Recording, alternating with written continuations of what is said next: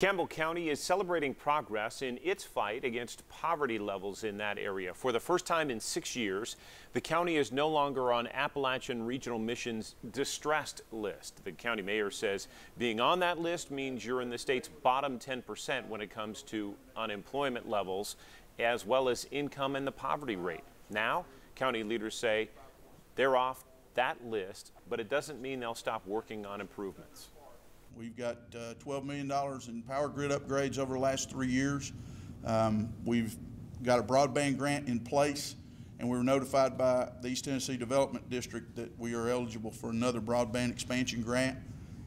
So the more that we can build infrastructure here in Campbell County, the more attractive we are for business. Mayor E.L. Morton went on to say Campbell County was one of 6 counties to be taken off of that list this year. 15 counties are still listed as distressed.